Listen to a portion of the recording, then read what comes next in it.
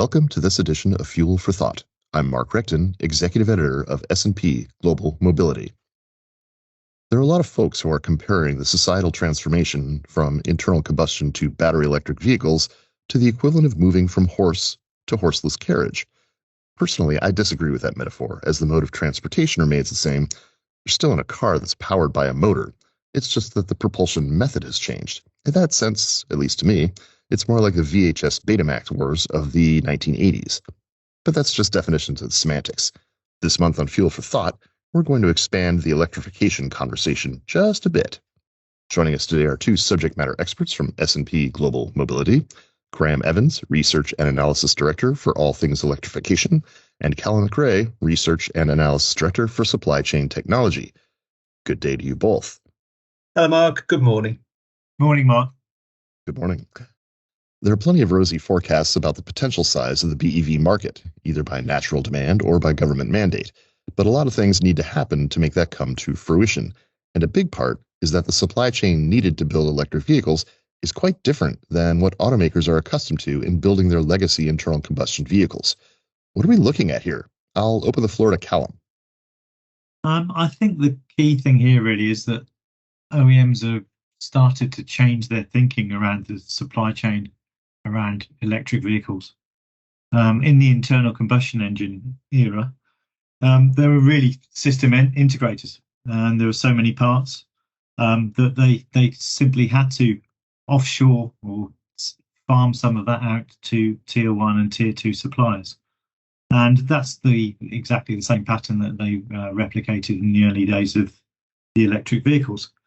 But now, when we're seeing sort of the internal combustion engine business sort of head towards its sort of sunset days, there's been a sort of realization among the OEMs that they don't really necessarily want to give control of EV components to suppliers in the way that they did for the internal combustion engine vehicles.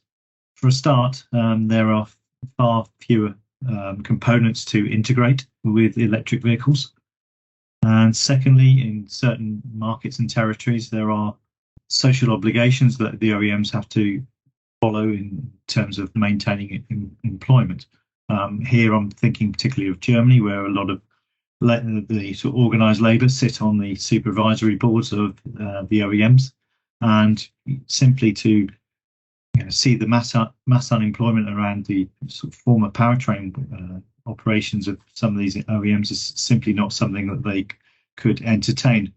What we also see sort of changing around the supply chain around electric vehicles is that if we'd have gone back sort of 10 years ago, we would have very much said that electric vehicles are going to mean that all the powertrains are going to be very homogeneous. And that would mean that there would be little brand equity involved in having electric vehicle powertrains in-house. But now I think it's becoming clear that there is a lot of brand equity involved in the electric vehicle powertrains. There are different routes being taken in terms of design of the motors, batteries, drivetrains, and indeed the thermal management as well. So that is also one reason why they perhaps want to keep hold of the electric vehicle components and supply chain in-house rather than farming it out to the tier 1 and tier 2 suppliers. Yeah, that's great, Calum. Yeah, I think you make some excellent points to get us started, really. And I think it probably tees me up to explain a little bit the rationale for this piece of work, really, this paper. I think we all know that EVs are here and they are likely here to stay. I think the significance of the investments from the OEMs, the car makers themselves, and also many of the major suppliers, they really demonstrate that. And I think the scale is increasing markedly year on year in major markets now in terms of both vehicle production and therefore associated vehicle sales. I think whilst in principle society is let's say technologically agnostic, with a society we don't always necessarily pick the best long-term solution. And I think the Betamax VHS analogy that you mentioned before, Mark, is perhaps a good example of that.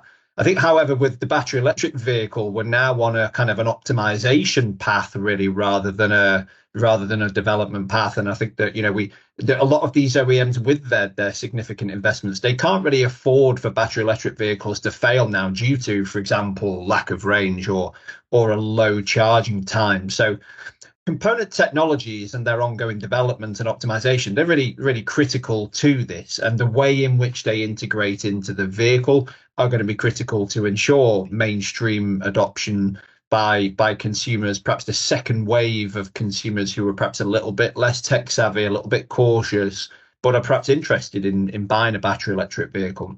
But the key question, with the term ubiquitous effectively means that something is seemingly everywhere. And really, with battery electric vehicles, we're asking this question: how do we make this the case? They don't currently fit the use case for everyone right now. I'll hold my hands up at this part of the discussion and say I don't currently drive an electric vehicle, but it's exactly for this reason. It doesn't fit my use case right now. So how the industry overcomes this will dictate the next phase of the adoption curve for battery electric vehicles. Okay, so then there's a logical follow-up question. I'll just throw it right back to Graham. We have perhaps the desire to build electric vehicles, but there's the ability to build electric vehicles. And many of these new component parts use raw materials that the auto industry has not required before, and the necessary quantities may not be obtainable through the current means of extraction. So how does the industry hit its volume goals when it might not have enough lithium or cobalt or even something as mundane as copper to make a crucial component part? Are we just looking at a different version of the semiconductor crisis that crippled the industry just these past few years? Yeah, it's a great question, and it's a huge challenge. When effectively what we need here is we need all aspects of the supply chain to ramp up simultaneously and somewhat in harmony. And there's analogies with other emerging technologies that this is the case, and we've had success at it. But new sources of some of these raw materials, take a really long time to come to market. The work of our commodity insights colleagues suggest, new lithium deposits take an average of about 15.7 years to come on stream, let's say from discovery to full commercialization. So we really need to plot something like that very carefully in terms of the uptake of vehicles and other technologies that need lithium in order to manage that. There's perhaps the other, let's say, lesser known, less glamorous aspects of this supply chain ramp up and this transition. Something like electrical steel stamping capacity is an issue that we've previously flagged and done some research on. This is still very real. Not just necessarily having enough electrical steel, but having enough machines that are capable of providing the stamping of the thin gauge, which will provide the high electrical density, the high magnetic flux required in some of these high performance electric motors. Limited number of companies that provide drying machines for battery cathodes. Again, it seems quite niche and quite specific, but again, this huge ramp up in battery capacity is going to require a huge number of machines that can help dry out the cathode ready for installation into a battery cell. And okay, further technological innovation, something like dry coating capabilities in cathodes, or simply just a greater quantity of supply of these machines can help overcome this bottleneck. But it's something that certain industry participants are aware of. It just doesn't get quite so much attention. On one hand, I would say the answer is reliable data. In that regard, we hope that we can help here, both from, let's say, a top-down perspective of understanding how quickly this industry ramp is going to happen and why, and then the bottom-up perspective where going almost component by component, technology by technology, supplier by supplier. I think our forecast methodologies, they reflect our research on such supply chain dynamics, and this is baked into the numbers that we produce. I think Graham makes some great points there. I'd sort of like to sort of take it back up to a more macro level and really look at the sort of plain economics of it and how that will change. And we use the old adage, necessity is the mother of invention. And if you look back, over a decade ago, everyone knew there were vast oil deposits in the Canadian shales, but no one really had the desire to exploit those deposits because of the prevailing oil price wasn't economic to do that. But as soon as we had an oil spike, lo and behold, we're exploiting those reserves, and we led to the sort of the shale gale, so to speak, a decade or so ago. And I think that's going to be true also for some battery raw materials, looking beyond the easiest and most accessible sources of these raw materials, and then looking to sort of look at the less concentrated deposits of these raw materials. I mean, if you're looking here in the UK, for example, they're just going to start mining for lithium in Cornwall. So I think we'll see more and more of that happening. To Graham's point, so some of these deposits take 15 years from discovery to production. So it's not going to be an overnight thing, but there will be things that will happen because of the financials changing around battery raw materials. So we're talking about a pretty long lead time for a lot of these various components and raw materials. And that leads us to talking about mainland China, because that nation has gone all in on electric vehicles, mostly because the government is telling its citizenry that they should, and also because they have sufficient market that they can do it without needing to export, although they're starting to do that as well. But in just looking at domestic populations, the United States has 4 cities with more than 2 million population. Western Europe has 5, almost 6. But China has more than 50, and I challenge our listeners to name more than 5 or 6. But I digress. With that sort of market backdrop and government backing, mainland China has cornered the supply chain for critical components as well as the raw materials that go into them. Either they can mine them domestically or they've established trade relations with nations that can do so. And China is also leading the way in refining those materials. In short, it already has assumed a dominant market position in a lot of these critical components. So to Calum first, how do non-Chinese automakers get around this barrier? Or is the die already cast that legacy OEMs are going to be beholden to China to get their necessary supply?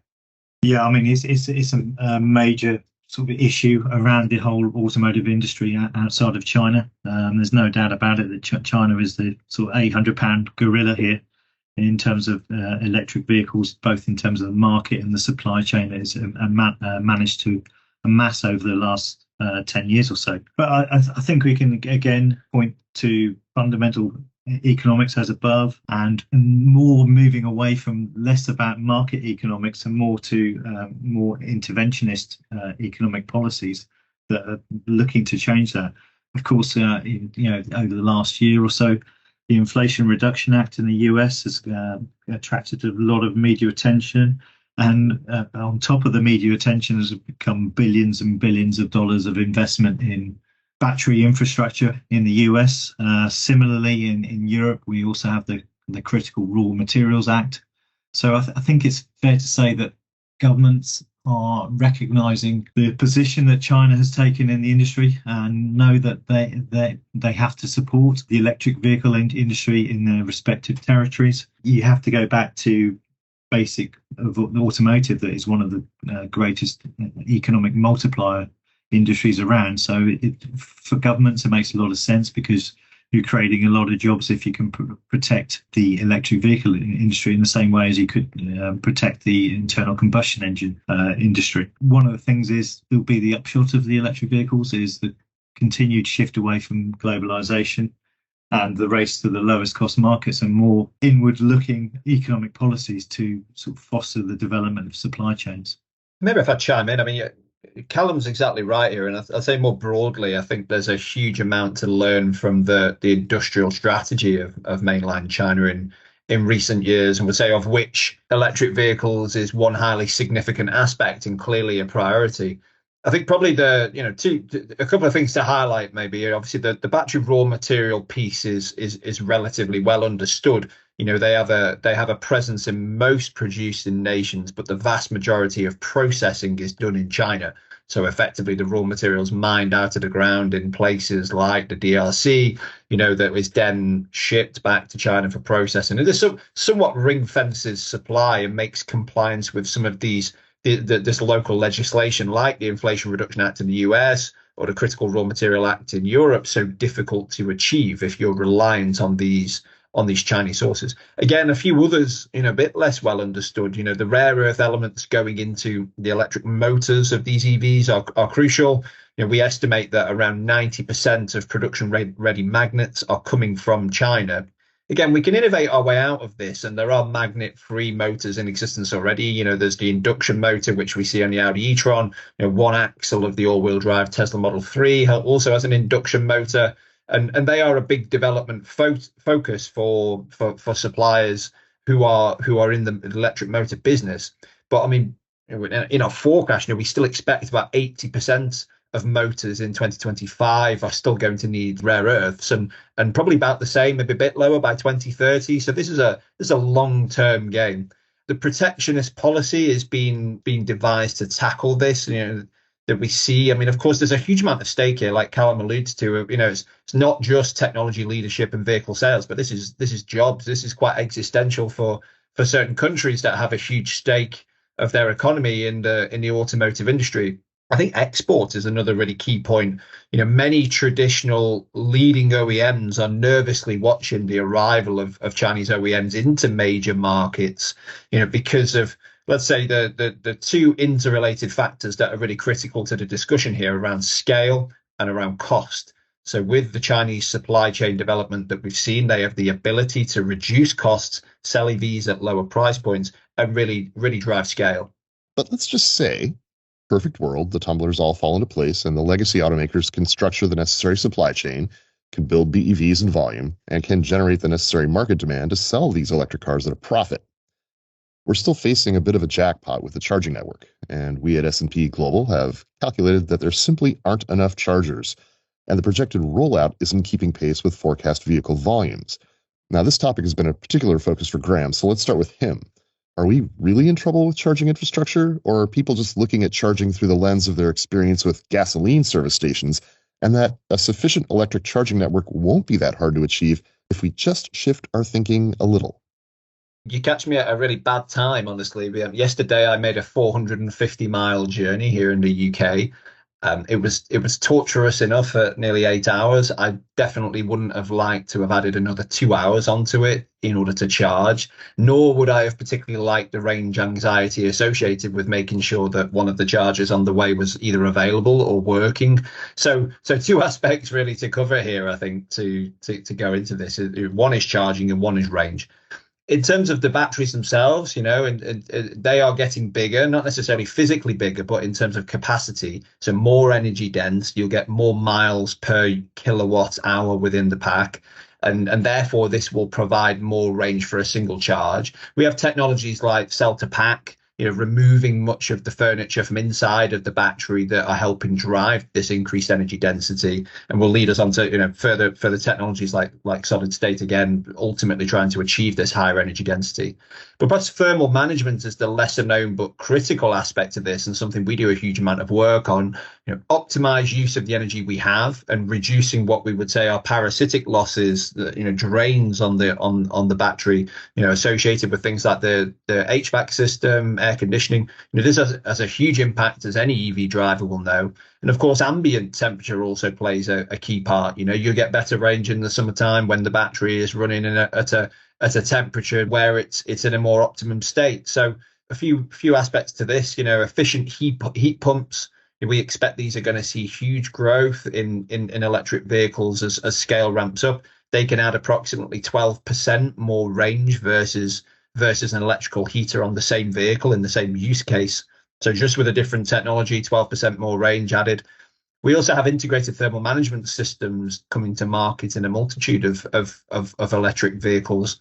And this is really covering, the idea that the technical requirements for heating and cooling around the HVAC system, the propulsion and the battery are all combined, and this will drive further efficiencies in the vehicle. So those topics we've covered recently, and that give us reason to believe that effectively there's a good 20% of range there waiting to be had without any perhaps specific developments on in the battery space.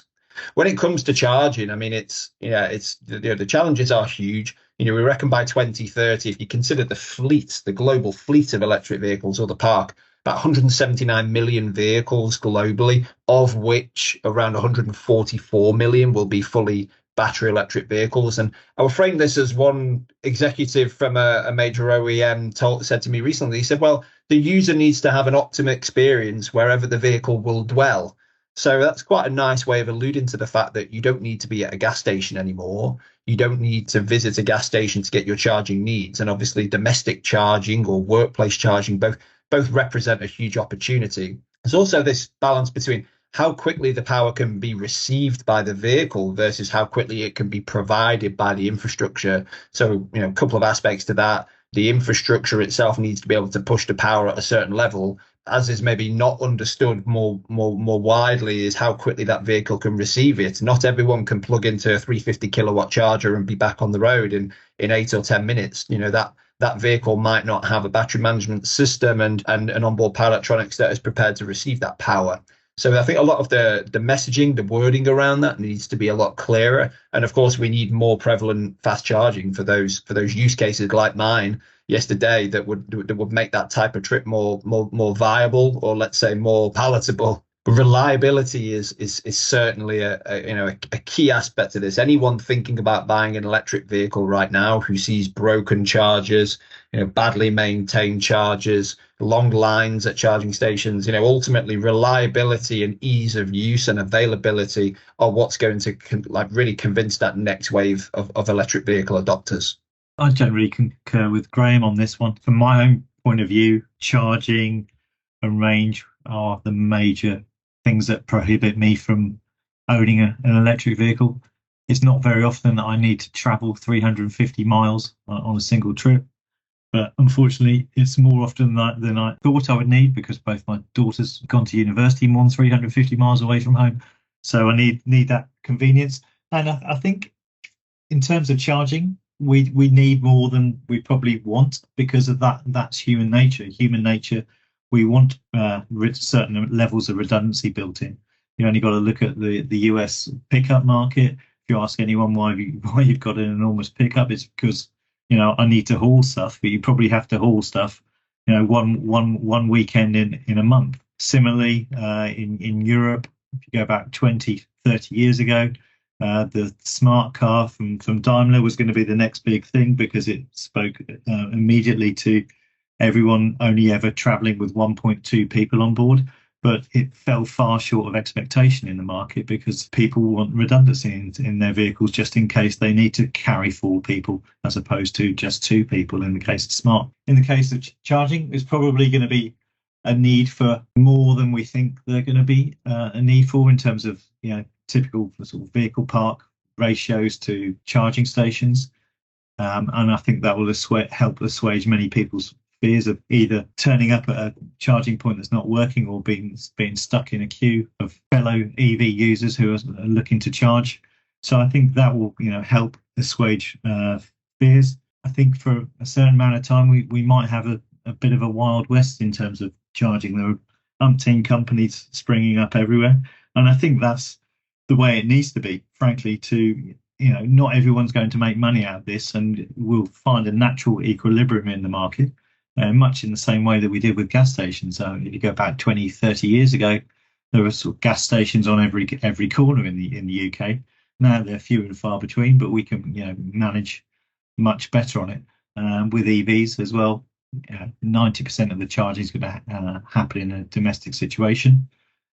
Where that's going to be more difficult to adopt is in sort of high density cities. But I see there, in that use case, there's an increasing amount of underground garages being adopted to have electric vehicle charging points. I don't think you can have enough at this point in time on the electric vehicle sort of market development phase. Okay, we've covered the big topics, but what might be some other lesser-known stumbling blocks that EV manufacturers are going to face? Whether they're an established legacy OEM, a disruptor startup, or, well, let's bring the suppliers into it too. Let's go to Calum first. If you look at the electric vehicle market, it's taken a fair amount of cajoling to get to this point, and that's mainly become from supply side incentives, demand side incentives, all sorts of incentives in between. It's not a natural development, it's not happened organically. But what I see happening now that will be of concern for OEMs and suppliers in terms of their long-term planning is that certain sort of levels of wavering around some of these net zero initiatives and green initiatives. So, for example, in the EU, just past 6 months, we've had the whole debate over e-fuels, which will add further complexity and complications to the issue and remove some of the laser-like focus that some of the OEMs have had on electrification. And also, if you look in the UK, we've got local politics in the UK. There was recently a by-election result that was surprising for everyone, and that seemed to centre around the expansion of the ultra-low emissions zone around London, and that has seen some opportunistic politicians looking at sort of rowing back on some of the green initiatives. So OEMs and suppliers need certainty in their planning, and having some of the sort of wavering that we've seen recently in Europe around some of these initiatives will be one of the sort of roadblocks that we can have. And certainly you could argue the case that if in the US, if there was a change of president, a change of direction, that there could be some rowing back from some of the IRA initiatives that we've seen as well. I think the first point I would make that making vehicles at scale to a good level of quality is really hard, and that challenge, be it EV or mainstream ICE, is extremely difficult. And just ask Elon Musk, right? The stories of him sleeping in the factory, etc., when they were trying to ramp up Model 3 are quite famous. And of course that is proven to be a huge challenge for these other EV startups coming to market, who may have great tech, may have big ambitions, may have significant investment, and really ramping up scale is extremely hard. Added to that, development cycles in the car industry are being challenged. This kind of refinement of the circa 4-year process to develop a vehicle from concept to launch was refined by many of the major OEMs over time, and yet now obviously we're in the situation where EVs are fundamentally simpler, and it's like, well, can we just do it in 2 years instead? And of course, the market is responding to this. The first time people do manage to achieve it, then everyone else is asking, well, why can't we? And of course, there's many interlinked aspects to that around quality and development and reliability and testing, etc., that need to be considered. But of course, the moment it can be done, as it's been proven it can be done, then others will follow. I think one of the bigger, broader questions is around delivering power to these chargers in order to facilitate fast charging for electric vehicles. And the analogy I like to present on this one is, a power requirement of around 2 megawatts is kind of what a decent sized skyscraper would need. So something like the Shard in London here would consume about 2 megawatts. Probably about 20 megawatts is the size of a small town.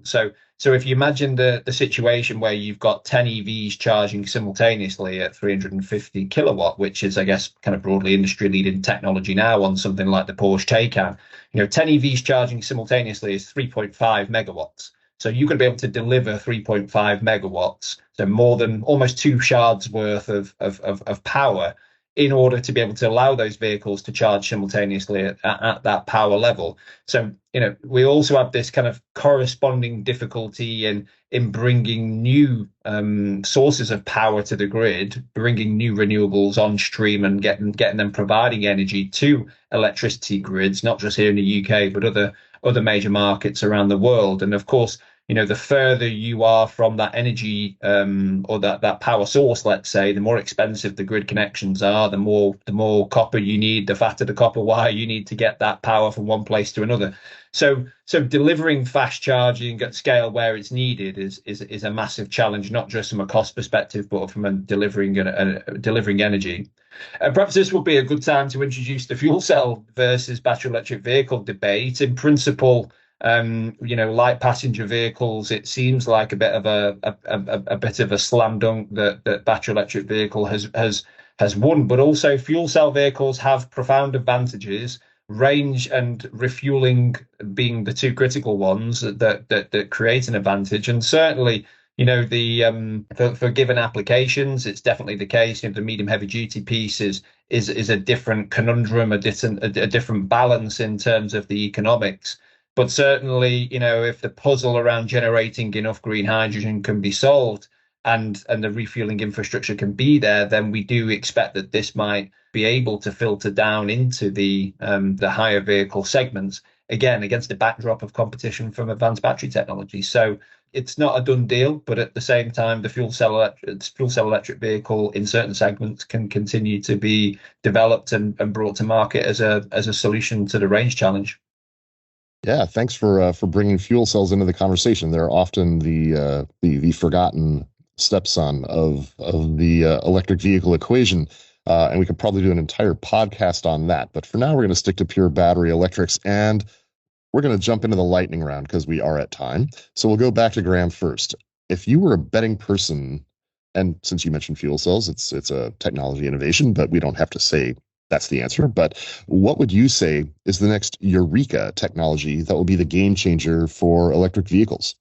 To genuinely deliver EVs at scale and for all, I think we need cheaper tech. Fundamentally, we need cheaper tech. We need higher energy efficiency of the entire propulsion system, and we need an electric vehicle manufacturing process that will facilitate it really and make it possible to achieve high margins with smaller vehicles. So that way we will genuinely see ubiquitous EVs. And the one to watch for me would be a company like Suzuki. I think if anyone can do it, a company like Suzuki, very frugal company, but huge market in India, have managed to serve emerging markets effectively with cost-effective vehicles. I think if they can deliver battery electric vehicles with appropriate technology and scale and safety, then I think that would be we can say that the transition's worked at that point. I never bet, but I'll give it a go on this one. So I don't think there's going to be one single thing. I think if you look at sport, marginal gains are all in vogue, and I think if you took one sort of much touted technology like solid state batteries, that's not the end game. I think if someone can successfully put into mass production a full solid state battery, that you're going to have a kind of domino effect elsewhere in other components, because if you can perfect the solid state battery, that begets smaller batteries. You can have more range from the same battery pack size. Then you have less charging infrastructure requirements. And then if you look at adjacent developments in sort of ADAS or autonomous technologies, if you have advances there, that almost begets less structural weight in cars, and that in turn gives you more range as well. And I think if to Graham's point about lower costs, you could look at in the similar sort of vein. You could look at sodium-ion batteries because it's a much more abundant chemical. It would be a much lower cost battery. So again, you get these marginal gains. And I think if you look at Tesla, Tesla wasn't about one single dominant proposition. It was about lots of little things coming together to make sense in a sort of coherent package. Well, obviously, we have just scratched the surface of this issue, and our experts could delve into many more related issues confronting the world of electrification and crossing the chasm into mainstream adoption. But our time is up. Thanks to our experts for joining us today. Thanks to Graham for introducing the shard as a new unit of measurement for electric power delivery. And thanks to you for listening. That was a lot to unpack, but I hope you all feel smarter and more informed for having tuned in. And if so, please share this podcast link with your colleagues and in your social media accounts. To read the article that accompanies this podcast, as well as to opt in to our newsletter that provides more information on this topic and others, please visit spglobal.com/mobility. And if you want to learn more about anything else under the automotive sun, please feel free to reach out to us at the same web address. We'll be back with more Fuel for Thought next month.